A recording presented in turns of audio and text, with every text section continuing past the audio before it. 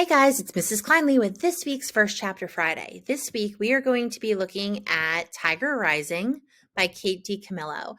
Now, as you know, we're no longer doing library book checkout in our Palmer Library for this school year, so I am going to be featuring books that are available either through Sora or Mac and Via. So books that you will have access to electronically in addition to them physically being in our Palmer Library when you come back in the fall.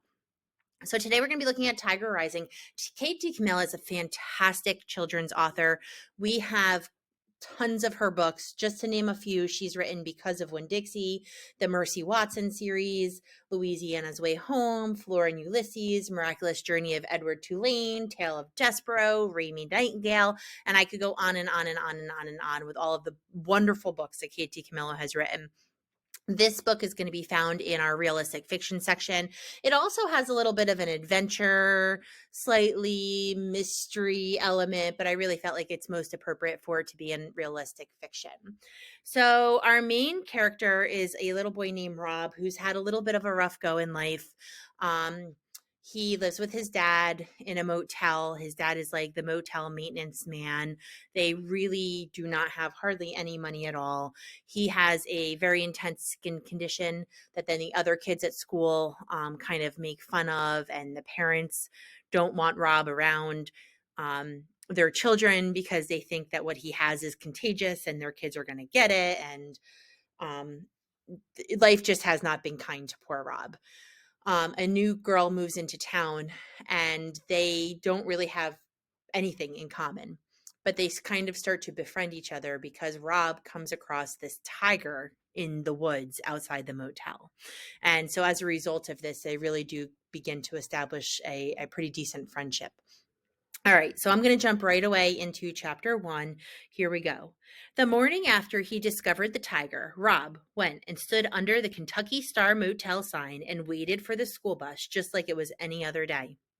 The Kentucky Star sign was composed of a yellow neon star that rose and fell over a piece of blue neon in the shape of the state of Kentucky. Rob liked the sign. He harbored a dim but abiding notion that it would bring him good luck. Finding the tiger had been luck. He knew that. He had been out in the woods behind the Kentucky Star Motel, way out in the woods, not really looking for anything, just wandering, hoping that maybe he would get lost or get eaten by a bear and not have to go to school ever again. That's when he saw the old gas station building, all boarded up and tumbling down. Next to it, there was a cage, and inside the cage, unbelievably, there was a tiger. A real life, very large tiger pacing back and forth. He was orange and gold and so bright. It was like staring at the sun itself, angry and trapped in a cage. It was early morning, and it looked like it might rain. It had been raining every day for almost 2 weeks. The sky was gray, and the air was thick and still. Fog was hugging the ground. To Rob, it seemed as if the tiger was some of a magic trick, rising out of the mist.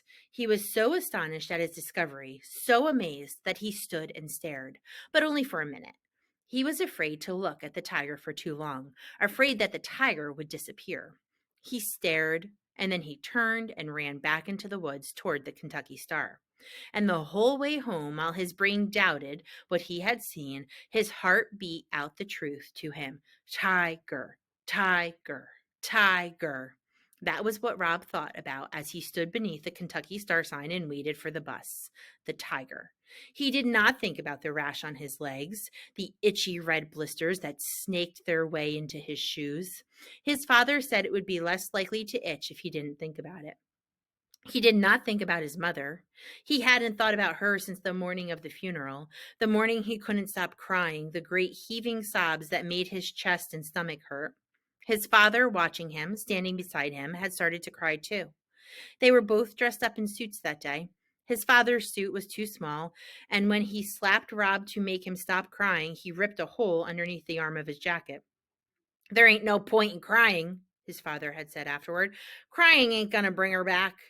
It had been 6 months since that day. 6 months since he and his father had moved from Jacksonville to Leicester, and Rob had not cried since. Not once. The final thing he did not think about that morning was getting on the bus. He specifically did not think about Norton and Billy Threemonger waiting for him like chained and starved guard dogs eager to attack.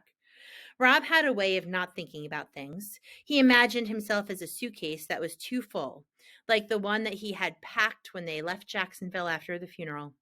He made all his feelings go inside the suitcase. He stuffed them in tight and then he sat on the suitcase and locked it shut. That was the way he not thought about things. Sometimes it was hard to keep the suitcase shut, but now he had something to put on top of it, the tiger.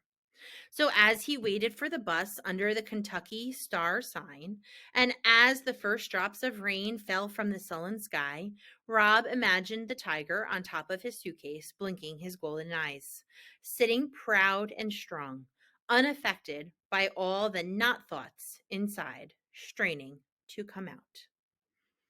All right, guys, I'm going to stop there at the end of chapter 1. So, The Tiger Rising really is a great book. I feel like I say this a lot, but it really truly does show us that you do not know what's going on in somebody's life outside of school. You know, I think sometimes when you read books like this, and we've talked about books being windows into other people's lives, that it really does. The more we can read about people who have different lives than us, I really think the better person it kind of makes us, because it makes us just develop the empathy to understand what others are going through. There is suspense in this book. There's definitely, as I said earlier, a little bit of a mystery element. There's some very quirky characters, and I think many of our Palmer students are going to enjoy The Tiger Rising by DiCamillo. Happy reading.